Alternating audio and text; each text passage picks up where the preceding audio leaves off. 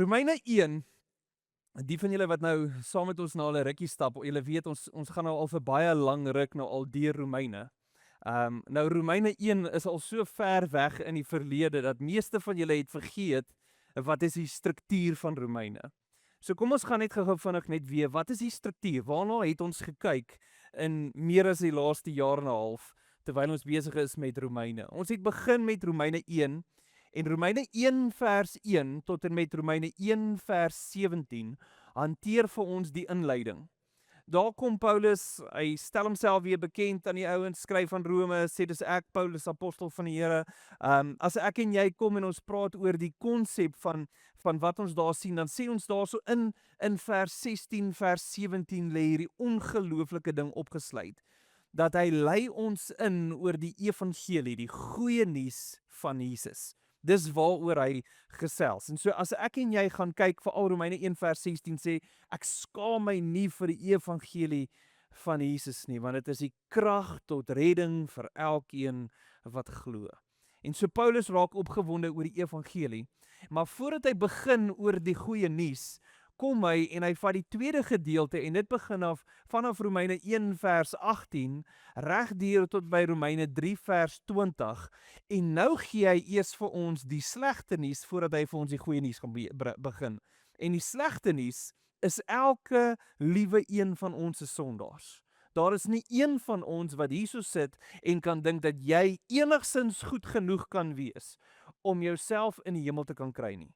Niemand van ons wat hier is enigsins in jouself nice genoeg, oulik genoeg, mooi genoeg, cute genoeg om enigsins te kwalifiseer vir die hemel nie. Dis wat hy vir ons verduidelik. En hy sit al hierdie groepe en al die kategorieë uit en hy praat oor die vernietigende krag van sonde en wat sonde doen. En dan teen die tyd wanneer ons by Romeine 3 vers 21 aankom en hy vat ons reg deur tot en met die einde van hoofstuk 11, praat hy primêr vir ons oor hoe lyk redding? Dat ek en jy gered moet wees, wie kry redding, hoe lyk hierdie redding, hoe gaan ek en jy hierdie redding kan deel maak van ons lewens? En so dis wat hy wil doen, is hy skep vir my en vir jou 'n identiteit wat gaan oor Christus. Dis vir ons belangrik om te verstaan dat hierdie gedeelte moet vorm hoe jy dink oor jouself en hoe jy moet dink oor die wêreld om jou. En so dis wat hierdie derde seksie vir my en vir jou gaan doen. En dan het ons van daar af oorgegaan na die laaste gedeelte toe. En die laaste gedeelte maak ons vandag mee klaar, alhoewel ons is nie klaar met Romeine nie. Romeine het nog tot by hoofstuk 16 toe. Maar vanaf hoofstuk 12 vers 1 tot en met hoofstuk 15 vers 13 gaan oor as ek en jy redding verstaan van die vorige seksie, hoe lyk hierdie in aksie? Hoe moet ek en jy optree? En jy sal nou agtergekom het as jy nou vir ons laaste paar weke, of laaste paar maande saam met ons getravel het in hierdie, dan sou jy agtergekom het baie van hierdie aksie, as ek my redding verstaan, vloei dit uit oor hoe ek mense hanteer. Dis die liefde vir mense, om mense in ag te neem, is wat hy basies vir ons vasgemaak het in hierdie laaste gedeelte. Nou, so 'n bietjie meer as 'n maand terug, toe begin ons met Romeine 14, en Romeine 14 tot en met Romeine 15 vers 13 waar ons vandag gaan eindig, het basies een primêre fokus. Hy skuif vir ons tussen die ene wat sterk is in geloof en die ene wat swak is in geloof. Nou, ons het nou al 'n paar weke hieroor gesels, so ek kan, as jy dit gemis het, is jy meer as welkom op YouTube te gaan kyk en te gaan inhaal.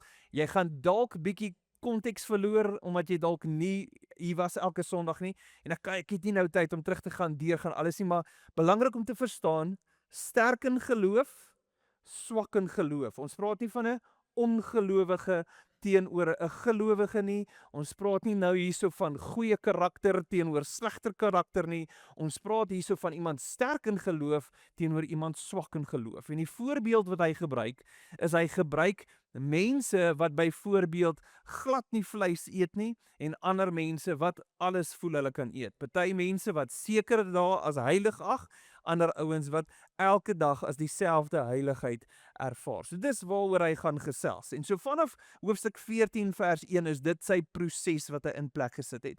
En vandat ons in hierdie 2 hoofstukke, of hierdie hoofstuk en 'n half gaan kyk, sien jy primêr 4 beginsels wat hy vir ons leer hoe om hierdie swak teenoor sterk geloof te hanteer. Nou, net voordat ons begin met die beginsels. Onthou nou die primêre ding wat hy eintlik oor praat. En dit is crucial vir jou om hierdie te verstaan, veral teen die tyd wanneer ek en jy by Romeine 15 vers 8 en vers 9 gaan kom.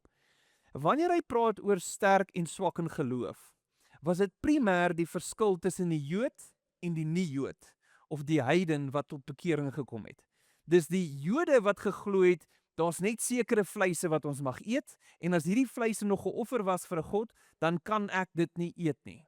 So alhoewel 'n Jood sal voorkom as iemand wat sterk in geloof is hy in daai konteks swak in geloof. En so die Jood wat daarso in daai perspektief gesit word, is swak in geloof, en aan die ander kant het jy die nie-Jood, die heiden, die ou wat 'n Griek was, wat tot bekering gekom het, die ou wat van al die ander verskillende plekke afgekom het, wat tot bekering gekom het. En hierdie ou eet alles, want hy besef alles wat ek doen, verheerlik die Here. En daai tipe goed is beïnvloed nie my geloof nie. En so, dis die worsteling, dis die Jood teenoor die nie-Jood, die ou wat swak is in sy geloof teenoor 'n ou wat sterk is in sy geloof. Nou, hou dit dis belangrik vir jou om daai weer te onthou, want ons gaan nou weer daarby uitkom. Maar so kom ons gaan gesels gou oor die 4 beginsels. Hy het 4 beginsels vir my en vir jou vasgemaak oor hoe hanteer ons hierdie balans tussen swak en sterk geloof, en hy sit primêr die onus op die een wat sterk is in geloof, en hy sê vir jou, hierdie is die manier hoe jy die ou moet hanteer wat swak is in geloof. So kom ons gaan. Eerste beginsel is hy het gepraat van dat ons moet ruimte maak vir mekaar met meegevoel. Hy het dit gedoen in Romeine 14 vers 1 tot 12. En as ons praat van ruimte gee vir mekaar, dan sê hy, vir beide van julle is oortuig dat jy reg is, maar jy moet verstaan dat jou oortuiging is tot eer van die Here. So of ek dink ek is reg en ek dink jy is verkeerd, moet jy verstaan dat beide van ons moet glo dat dit wat ek doen is tot eer van die Here. So as ek en jy dink aan ander mense wat in ander denominasies kerk toe gaan en jy voel maar ek is reg en jy is verkeerd, dan sê hy hou op met dit, want beide van ons doen dit wat ons doen tot eer van die Here. Dis wat hy vir ons sê. So voordat ons begin met sterk in geloof en swak in geloof en ek is reg en jy is verkeerd, moet hy sê kom ons herinner net eers onsself wat is die fokus. Dan skuif hy van daar af oor na vers 13 en dis die tweede beginsel. Die tweede beginsel sê bou mekaar op sonder om aanstoot te gee. So die het hy gegaan vanaf hoofstuk 14 vers 13 tot 23 en sy primêre ding wat hy hier vir ons gedryf het is vrede vir God is belangriker as om reg te wees. So vir jou om iets in iemand se keelgat af te probeer forceer want jy dink jy is reg en hy probeer weer iets in jou keel afdruk want hy dink hy is reg, dan kom hy aan einde van die tyd en hy sê vir ons nee, dit gaan nie oor wie is reg en wie is verkeerd nie. Vrede. Dis waartoe ons gaan. En moenie jy iets doen wat daai vrede gaan ontstel nie. Moenie aanstoot gee aan iemand nie. Moenie net iets gaan doen of gaan sê wat maak dat hierdie ou wankel in sy geloof nie. So want vrede is vir ons belangriker as om reg te wees. En so dis wat hy vir ons wil sê. So dit was sy tweede beginsel wat hy vir ons gedoen het. Die derde beginsel begin in hoofstuk 15 vers 1 en hierdie is ondersteun mekaar met Christus as die voorbeeld. Ondersteun mekaar met Christus as die voorbeeld. Nou toe ons hierso gekom het by Romeine 15, toe het ons die eerste 4 verse hanteer en ons het net eers gepraat oor hoe selfsugtig kan ons wees. Alles in ons wil ons selfsugtig maak. Maar wanneer hy hierdie stelling maak om te sê ondersteun mekaar met Christus as ons voorbeeld. Daai woord ondersteun mekaar. Die ander, ek dink jou Afrikaans 2020 praat van dra mekaar se swakhede. Nou kom ons gaan lees dit net gou vinnig. Romeine 15 vers 1. Hy sê ons wat sterk staan in geloof het 'n plig teenoor gelowiges wat sukkel om te glo. Met groot geduld moet ons hulle bystaan in hulle swakhede. Die Afrikaans 2020 sê ons is verplig om hulle swakhede te dra. So as hy sê ondersteun mekaar met Christus as ons voorbeeld, dan praat hy van om mekaar se swakhede te dra. Nou, as ek en jy 'n voorbeeld, 'n negatiewe voorbeeld van hierdie wil sien, dan lees jy 2 Samuel 15. 2 Samuel 15, as ek nou vir die storie gaan moet verduidelik, gaan dit 'n baie lang storie wees, maar jy sal nou weet dat daar was 'n striweling gewees tussen Dawid en een van Dawid se seuns. Sy naam is Absalom. Nou Absalom was hoogs ontsteld gewees, want een van Dawid se ander seuns het sy halfsussie verkrag. En so dit was verskriklik gewees. En so nou was daar striweling hier binne in die familie gewees en Absalom is kwaad en almal is nou ontsteld en voordat ons nou in die detail ingaan van die storie, as jy jare later kyk na hierdie storie, dan kom Dawid en Absalom en hulle versoen met mekaar. So alles is uitgesorteer, maar dan doen Absalom iets baie skeielie. 2 Samuel 15, dan staan hy by die ingang van die stad. En elke keer as daar iemand aankom, en hy kom vanuit Israel uit, dan sal hy vir die ou sê, so, hoekom is jy hierso? En as hulle nou hierdie een of ander probleem het, en nou dit vertel aan Absalom, dan sal hy nou sê, Jesus, dit is, ek hoor, my hart breek vir jou.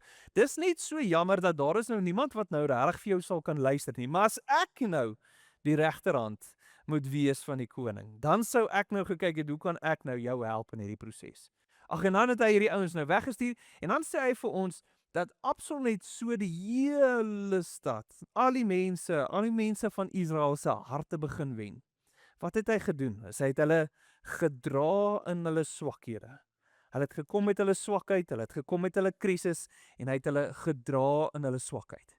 En dit is nou natuurlik ook hoe hy basies Dawid van die troon afgegooi het, lang storie wat daar weer volg. Maar die belangrike ding is, daar is 'n beginsel wat ons moet verstaan van dra in swakheid. Nou, as ek en jy die positiewe gedeelte wil verstaan van hierdie, dan lees ek en jy Jesaja 53. Nou, Jesaja 53, jy hoef nie so toe te blaai nie, dit is een gedeelte wat ons baie ken, is iets wat ons baie keer gebruik oor die Paasfees. Dis die gedeelte wat praat oor die Jesus se kruisiging al in die Ou Testament. Dis 'n profetiese teks wat geskryf is oor Jesus. En ek lees net vir jou vers 4. En hy sê hierso, nogtans ons siektes het hy dit gedra en ons smarte het hy op hom gelaai. En hy praat van dat Jesus het ons siektes en ons smarte op hom gedra. Dis wat hy bedoel. So as Paulus vir ons kom sê, dat ons moet mekaar ondersteun, dat ons mekaar se swakhede moet dra, is dit wat hy bedoel. Dis daai langs iemand inkom en hulle help. Absalom het dit gedoen en hy het harte gewen. Jesus het dit gedoen en hy het sy siektes en smarte op hom gedra, sodat jy dit nie hoef te doen nie. Dis wat ons sien, dis wat ons beleef. En so dis crucial om te verstaan dat die derde beginsel waarna hy verwys, is dat as ek en jy dink aan die ou wat sterk is in geloof en die ou wat swak is in geloof, dan sê hy vir jou, dra die een wat swak is. Kom onder hom in en dra sy swakhede.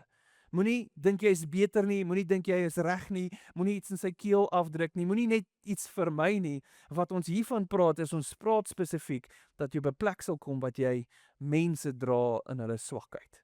So dis wat ons hier gesien het. En dan wat gebeur is, dan as ek en jy nou weer terug Romeine 15 doen, dan het hy nou 'n paar goeters deurgelees, en dan vers 5, so Romeine 15 vers 5 en vers 6, se fokus is, dat ons in eenheid sal wees, dat ons eensgesind sal wees, dat jy dra iemand se swakheid, en daai eensgesindheid, die eenheid wat gevorm word, verheerlik die Here. Soos ek en jy dink aan aanbidding, dink ons baie keer aanbidding is om byvoorbeeld liedjies te sing, ons dink aanbidding kan wees woord lees, ons kan dink aanbidding is gebed, maar hier kom hy sê, daai eenheidsband wat vorm, tussen 'n ou wat sterk is in geloof en 'n ou wat swak is in geloof, daai in homself verheerlik die Here. Dis soos 'n lofprysing teenoor die Here. En dis wat hy vir ons gesê het. So dan gaan ons oor van daar af na die vierde beginsel toe. Nou die vierde beginsel is aanvaar mekaar sonder enige voorwaardes. En dis waar ons vanoggend gaan gesels. Aanvaar mekaar sonder enige voorwaardes. Hy sê vir ons Romeine 15 vers 7, daarom aanvaar mekaar soos Christus julle ook aanvaar het, tot eer van God. Uit vers 5 en vers 6, dan sê hy eenheid verheerlik die Here, vers 7 sê, om mekaar te aanvaar, eer die Here. So sien julle dat ek en jy moet verstaan dat aanbidding teenoor God speel net so groot rol in my verhouding met my medegelowige. Dis nie net jy wat moet gaan sit en 'n liedjie opsit en sing nie. Dis nie net jy wat iewers te gaan sit en jy gaan bid alleen nie. Ek en jy moet verstaan dat ons verhouding, baie groot deel van ons verhouding, hoe ons mekaar hanteer, verheerlik die Here. En dis wat hy vir ons hierso gaan sê. Maar nou kom hy vir ons en hy sê vir ons, aanvaar mekaar soos Christus julle aanvaar het. So as Jesus die voorbeeld is, dan vra ons onsself die vraag, hoe het Jesus jou aanvaar? So wat het Jesus gedoen om jou te aanvaar en deel te maak? Want as ons daai verstaan, dan weet ons wat ons moet doen. So hier's 4 goeders wat ek met jou wil praat oor, wat is die manier waarop Jesus ons aanvaar? Die eerste een sit ek vir jou op. Jesus aanvaar ons met groot vreugde. Dink aan Lukas 15. Lukas 15 vertel Jesus 'n gelykenis wat jy baie goed ken. En die gelykenis gaan oor dat daar's 'n klomp fariseërs en hulle is weer besig en Jesus vertel 'n storie. En die storie gaan oor die een ou skaapwagter het 100 skape. Een gaan weg, 99 bly oor en dan stop hy. En hy los al 99 skape wat veilig is of wat eenkant is, wat oukei is. Los hy en hy gaan kry die een skaap wat weg is.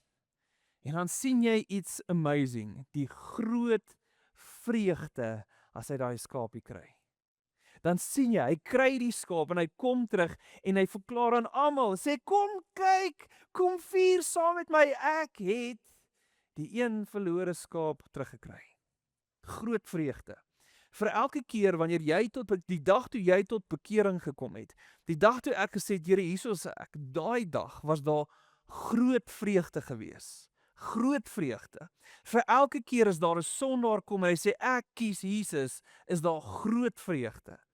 En so ons moet verstaan dat as ek en jy wil gaan kyk na hoe aanvaar Jesus vir my en vir jou, dan is daar groot vreugde in sy hart oor die feit dat jy deel geword het van sy familie. Dis sy hart, dis hoe hy reageer. Die volgende ene waarna ek en jy gaan kyk, die tweede een is, hy aanvaar ons as sondaars.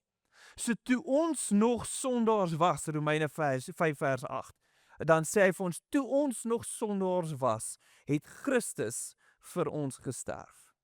Toe ons nog sondaars was. Lukas 5, dan kom praat hy met die fariseërs, en dan sê hy vir die fariseërs, die hele storie gaan eintlik so, Jesus gaan eet by een van die tollenaars. Hierdie ou se naam is Levi. Jy ken hom as Matteus. So hy gaan en hy roep vir Matteus as om sy disipel te wees. En Matteus, daai tyd genoem nog Levi, hy roep al sy ander tollenaars en al die ander ouens wat skurke is. Ek meen, dis soos 'n banquet vir almal wat by SARS werk. En toe kom Jesus daar aan. So dis wat gebeur. Hierdie ouens het alles nou daar by mekaar gekry en hulle is opgewonde. En nou kom die fariseërs en die sadduseërs en hulle sê, maar hoe durf Jesus met hierdie klomp mense kuier? En dan sê Jesus die storie en dan sê hy dat 'n dokter kom nie vir mense wat dink hulle is gesond nie. Hy het gekom vir die siekes. Dis hoekom Jesus gekom het. En so as ek en jy wil weet, hoe aanvaar Jesus jou? Hy aanvaar jou in jou slegste oomblik waar jy was. Hy het jou kom haal daar op die heel slegste tyd, toe jy gevoel het, ek kan niks doen nie. So met ander woorde, as ek en jy kyk, hoe aanvaar Jesus ons? Hy aanvaar ons met groot vreugde. Hy aanvaar ons as sondaars en dan die derde ene, is hy word nie beïnvloed deur die uiterlike nie. Nou daar's van julle wat baie cute lyk. As nou van ons wat nou nie soveel energie insit op my lipstiek opsit nie. En so op grond van daai kan ek dalk baie keer voel, Jesus, maar ek is dalk nie goed genoeg nie. Wat gebeur as ek nie goed genoeg is nie? En hier's iets amazing, is toe jy gekies was, het dit niks uit te waai gehad met jou uiterlike nie. Dit het niks uit te waai gehad met die feit dat jy 'n man of 'n vrou is, en of jy 'n kind is, en of jy wit is, en of jy swart is, en of jy pink, pers of groen is nie. Niks van jou uiterlike kwalifiseer jou of diskwalifiseer jou om deel te word van die familie van Jesus nie. So niks uit te waai met dit nie. As jy Handelinge 10 gaan kyk, Handelinge 10 speel af toe toe God eintlik 'n openbaring gegee het aan Petrus. En hierdie openbaring van Handelinge 10 is waar hy die bediening aan die nie-Jode vir Petrus gee. En die storie gaan dat hy staan basies op die dak van een plek en hy het hierdie visioen en dan is dit hierdie groot lap met al die verskillende onrein diere en sê vir hom eet. En dan is hierdie worsteling oor hierdie hele situasie wat plaasvind, maar nadat hierdie hele ding afgespeel het in Handelinge 10, ek dink is hier by vers 32 se kant, dan kom Petrus, dan sê hy, ek besef nou dat God kies nie gebaseer op die uiterlike nie.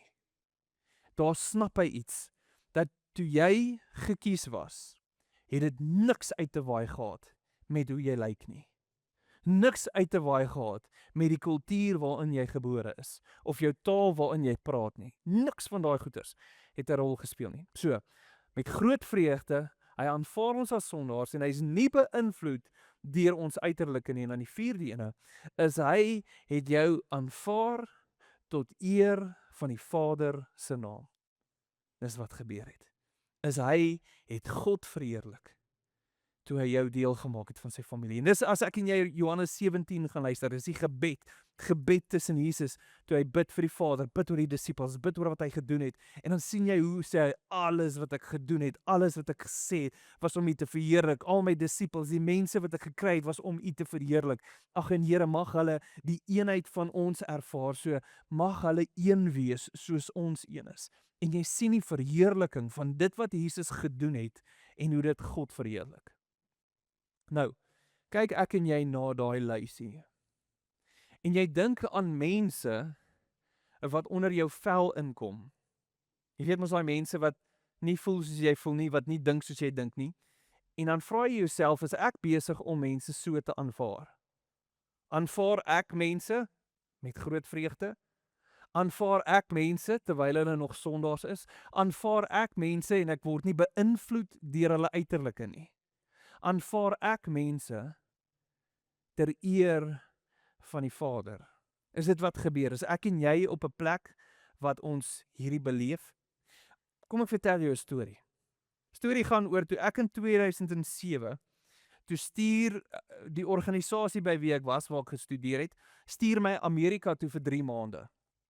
Hulle doel was, is ek moet basies gaan leer hoe om grafiese ontwerp deel te kan maak van ons proses waarin ons was.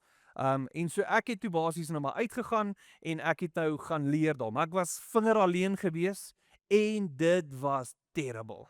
Nou ek moet sê, ek weet nie wat dit was nie, ek was nie 'n eerstejaars student nie, ek was nie 19 jaar oud nie, ek het al 4 jaar se ondervinding gehad in terme van om te toer, om mense deel te kry van prosesse, ek was al deel van die bestuur gewees op daai fase, en so dit was 'n amazing deel van my lewe gewees, en skielik toe ek daar was net niks meer lekker gewees nie. Ek meen, daar was iets in my wat net Amerika glad nie geniet het nie. Ek dink ek was nie 'n fan van die kultuur nie, ek is nie so bad met Engels nie, ek het groot geword in Johannesburg met die Engelse ma, en niemand kon my verstaan nie. En dan as ek instap, vir die ouens wat my ken ook, ek is relatief 'n onafhanklike persoon. Nou moet ek iemand vra om my te vat om tandepasta te gaan koop. Dit was terrible gewees. En daar was nie eens 'n GPS dat jy kon kyk waar is die naaste plek om iets te gaan koop nie. As jy wil gaan, ek bly daar, ek het nie 'n voertuig nie. Nou moet ek loop. Nou loop ek deur 'n plek om iewers te kyk, hopelik kry ek 'n winkel. Dit was nie lekker gewees nie. Hulle kos, oh my goodness. En ek moet sê, daar was een plek in Louisiana wat hulle gee vir my boudin. Hy spel hom anders, ek sit hom vir jou op die bord. Dis 'n boudin sausage. Dit is 'n varkworsie met rys in. Nou kan ek net vir jou sê, as jy wil weet wat gebeur met die tor in jou kop as 'n Suid-Afrikaner wat varkworsies al geëet het, wat so ding eet en rys proe, tor val af. Okay, Tor wil nie meer hier sit nie. Is net soos ek bedank. Ek weet nie wat is in my mond nie, maar ek hou nie van wat ek hier binne kan beleef nie. En so dis wat jy gehad het. Hulle kos was terrible geweest. Ek meen Coke het nie eens geproe soos Coke nie. Jy kon nie eens instap en 'n Cadbury chocolate kry wat proe soos wat ons op 'n dag het nie. Daar is niks nie. Jy ry aan die verkeerde kant van die pad. Mense is ongeskik. Dit was terrible geweest. En so ek beleef Amerika as 'n verskriklike frustrasie. Want hier is een ding wat ek en jy moet verstaan. Binne in ons is gewire dat jy aanvaarding wil hê. Jy wil aanvaar word.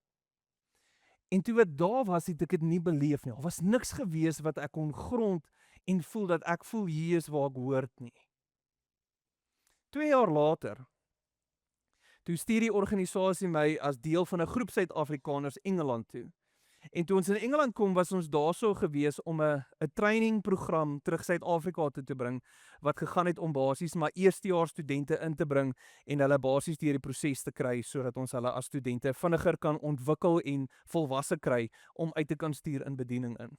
En een van die plekke waar ons daar opdaag, is hierdie ouens vat ons deur 'n was geran, die enigste ding wat ek dink die dood in die kus was, is die hele stelsel is geran deur rekkies wat in Suid-Afrika rekkies was. En so nou begin jy basies met hierdie ouens en hulle begin jou met PT. So hulle laat jou eers in die aand nou lekker kuier tot wanneer ook al jy lus het. 3:00 die oggend maak hulle ons wakker. Dan begin jy PT doen tot 1:00 die middag toe. So jy PT dat dit by jou ore uitkom. Jy kan naderhand nie meer loop nie. Ek dink daar's dalk 2 mense wat nie opgegooi het nie. Dis basies, jy gaan dood amper. Dan lunch jy, goeie lunch. Nice, hier sal dit jou lekker laat eet.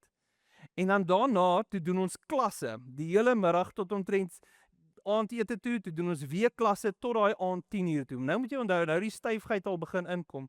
Daai aand 10:00, laai hulle ons af vir 'n nagmars.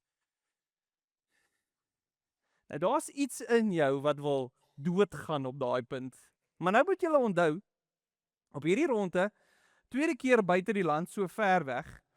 Die eerste keer was ek alleen, hierdie keer het ek my ander fellow Suid-Afrikaners by my. Kyk, ons kan. Toe hulle ons daar by daai nagmars aflaai, nou begin ons stap. Ons worry nie, hierdie klomp pommies, hierdie Engelse en hierdie Skotte, hulle moet nou maar vasbyt. Hier gat ons. Eers en dan loop ons. En dan is ons weer hoor, come on guys, wait for the rest. En dan is ook netjies, kom net, jy kom klaar maak, 30 kilos deur die aand, 3:00 die oggend, is jy nie meer lus om enigiets te worry nie. Jy sal vir 24 uur wakker, jy is besig om te PT, jou kop, alles is nie meer by jou nie, en ek verloor al my geduld wat ek gedink het ek het al opgebou as 'n Christen. Maar in daai 2 weke is daar so iets in my wat gebreek het, dat ek glad nie interaksie gehad het met ander buitelanders nie, want daai aand het ek iets besef, dat daar is iets wat ons as Suid-Afrikaners gebind het, wat ons net gesê het, Jesus, maar ons is net bietjie beter as die Engelse. Ons is net 'n bietjie beter as die Skotte, en al die ouens wat van verskillende België af en al die goeders gekom het. En ek vind my identiteit in om Suid-Afrikaner te wees, want wat ons by mekaar bind is, ons het taal, ons het geskiedenis, ons het grappies saam, ek meen, ons kan in Afrikaans kinder van die ander, en hulle het nie eers 'n cooking clue wat ons sê nie. En die blote feit is net, en toe ons op die punt kom, wat ek my identiteit vestig as Suid-Afrikaner, en ons groep mense, toe voel ek, ons is beter as die res. Nou daai gebeur met my en jou, is ek en jy kom op 'n punt, en jou primêre behoefte, is ek wil behoort. Jou primêre behoefte is ek wil behoort op 'n plek. En omdat jy wil behoort, kom jy op 'n punt dat jy vind maklik aanklank by mense wat soos jy is. Mense wat dieselfde stokperdjie het as jy, mense wat in dieselfde lewensfase is. Ek was al genooi gewees met ons kinders se partytjies, en dan is dit net 'n klomp mammas en hulle gesels oor make-up. Dan sê ek soos, ek kan nie saam praat nie. Wat sê ons van make-up? Daar is lipstiek, en ek dink hulle is in verskillende kleure. So wat gebeur is, ek kry nie myself in so 'n situasie nie, want hoekom? Ek voel nie gemaklik daar nie. En so ek soek mense uit wat ek iets in gemeen mee het, en die oomblik wanneer ek daai kry, en ek kry die aanvaarding, begin die vergelyking. En skielik vind ons identiteit in goeie soos my taal. Ek is 'n Afrikaner. Of ek vind dit in my kultuur, of ek vind dit in my werk, of ek vind dit in my finansiële status, ek vind dit in wat ek aantrek. En sodra jy jou identiteit vind in iets, begin jy jouself een kant toe skuif van mense af. En ons kan hierdie maklik gebruik, en ek dink die algemene voorbeeld is 'n mens kyk vir ouens wat baie het, en daai ouens wil nie hulle self afmeng met die minder nie. Hoekom? Ons praat van die besigheidseienaars en die werkers. Jy praat van die myners en die klomp snops daar aan die kant. Iewers te vind jy jou identiteit in iets, en die res irriteer my. Die res is nie goed genoeg nie. Die res val nie in by waar ek is nie. En so hier is die vraag. Jesus aanvaar ons met groot vreugde as sondaars, sonder om beïnvloed te word door ons uiterlike en tot eer van die Vader. En ons kyk na hierdie goeters, en dan sê ons, Here, ek verstaan dis u hier mense aanvaar. My standaard is net bietjie hoër. Is dit wat ons doen? Ek gaan nie mense aanvaar wat anders te dink as ek nie. My standaard is net 'n bietjie hoër as die Here se. En dis hoe hard hierdie skrif is. Sien, want as ek en jy begin praat oor hierdie worsteling tussen my en ander mense, dan is dit net so goed, ons keer Romeine 14 en 15 uit, want dit is net te moeilik om hierdie goeders deel te maak van ons lewens. Sien, want iewerste word ons ingenooi en gesê dat as jy God wil verheerlik, as jy hom wil verheerlik, as jy vir hom eer en lof wil gee, speel eenheid 'n ongelooflike groot rol in hoe ons mekaar hanteer. Nie reg wees nie, vrede en vreugde onder gelowiges. En soos dat hy hierdie seksie vir my en vir jou afsluit, sluit hy dit vir ons af om hierdie ding te weet. Is dat ek en jy gaan moet begin anders te optree teenoor mense wat onder jou vel inkom. Teenoor mense wat jy klassifiseer as swak in geloof. Mense wat nie optree soos dat jy wil hê hulle moet optree nie. Ek en jy het nodig om te besef, ons moet onsself herprogrammeer volgens die woord. En so dan kom ek en jy en ons lees dan vir ons Romeine 15 vers 7 weer. Hy sê hierso, daarom aanvaar mekaar soos Christus julle ook aanvaar het, tot eer van God. Dan gaan hy aan en hy sê vir ons in vers 8 en vers 9, onthou ek het vir julle gesê, vir die een praat hy met die Jood, vir die ander ene praat hy met die nie-Jood. En hy sê hierso, ek herinner julle, vers 8, en vers 8 is primêr geskryf vir die Jood. Ek herinner julle dat Christus almal gedien het wat besny is. Dit het hy gedoen om te wys, God praat die waarheid, en hy doen daardie beloftes aan Israel se voorouers wat waargemaak is. Hier kom en hy sê vir ons die volgende, hy sê vir ons dat toe Jesus gekom het, toe dien hy die Jode deur besny te word, deur die woord van God waar te maak vir hierdie ouens.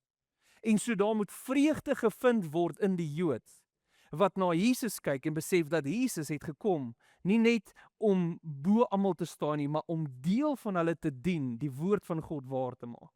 So dis wat hy vir ons sê in vers 8. Vers 9 is vir die nie-Jood, vir die heiden, vir die ou wat nie gekies is as deel van die oorspronklike plan van God nie. So waarvoor ons nou hierso gaan gesels, vers 9. Christus het egter ook gesorg dat mense uit ander volke God loof en groot maak, omdat hy hom oor hulle ontferm het. En hier kom dit, en God het gekom, en die ander volke het hy homself ontferm oor hulle, sodat hulle ook kan deel wees van hierdie. En so het aan die een kant swak in geloof, aan die een kant sterk in geloof, en Jesus kom, en hy bring beide van hulle deel van sy familie. Dis die aanvaarding wat ons sien deur Christus. En dan gaan Paulus vir jou 4 gedeeltes gebruik, wat hy uit die Ou Testament uit na verwys. En eintlik wat hierdie gedeeltes praat, dit gaan oor dat almal hom sal prys, almal hom sal eer, al die nasies sal hom verheerlik. En dan spring ons na vers 13 toe. En vers 13 is vir my seker een van die mooiste verse wat vir my daar in Romeine staan. Buite nou wat Romeine 8 vir ons leer oor identiteit, Romeine 13 grond ons in die karakter van wie God is. En in jou swakheid en in die kere wanneer ek onseker is, en die kere wanneer ek voel, Here, maar hoe aanvaar ek mense? Here, hoe doen ek hierdie goeders? Ek voel ek kan nie hierdie goeders doen nie.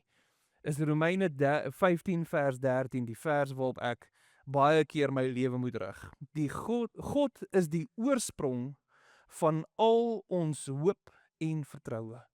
Hy is die oorsprong van al ons hoop en vertroue. As jy hoop nodig het, kry jy nie hoop op enige ander plek as by God nie. Jy kry nêrens anderste enige iets wat standvastig genoeg sal wees as dit nie by God is nie. Mag hy julle lewens volmaak met alle blydskap en vrede. Wie maak jou vol met blydskap? Jou familie? Jou werk? Is dit die verhoging waarvoor gaan jy bly wees as alles mooi gaan afloop by die werk? Wanneer gaan ek en jy blydskap ervaar? Want die bron, die oorsprong van blydskap en vrede kom van God af. Hy is die ene wat dit oorlopends toe volmaak in ons lewens. En mag hy gee dat julle lewens tot oorlopends toe vol is met hoop. Soveel keer vind ons op 'n punt wat ons hopeloos word. As die mens eers hopeloos is, dan is daar donker plekke waartoe jy kan gaan in jou gedagtes. Die bron van hoop. Hy gee dat ons lewens oorlopends toe vol is met hoop. En mag julle weet, julle toekoms is in die Here vas en seker. As jy sit en wonder of die Here môre vir my gaan kwaad wees en of hy my uit sy familie uit gaan skop, dan is dit omdat jy nie hierdie vers gelees het nie. My toekoms in die Here is vas en seker en mag julle weet die krag van die Heilige Gees dra julle. Dis die hart van hierdie seksie. Mag ek en jy anders te begin optree en begin leef in ons medegelowiges as ons hierdie deel maak van ons lewens. Kom ons sluit die oë. Here, wat 'n voorreg is dit wat ons het om saam te kan wees. Ons bid, Here, soos dit hierdie woord besig is om ons lewens te verander, bid ek, Here, dat ons gedagtes sal verander, Here, dat ons mense anders te sal hanteer. Heilige Gees, dat ons sal besef dat U is die ene wat ons dra, in ons swakheid en in ons manier hoe ons mense moet hanteer. Ag, en met ons alles hierdie deur, mag ons self herinner, Here, U is ons bron van hoop, en U is die ene wat hoop en blydskap en vreugde in ons lewens gaan aanwakker. En ons loof U daarvoor in Jesus naam. Amen.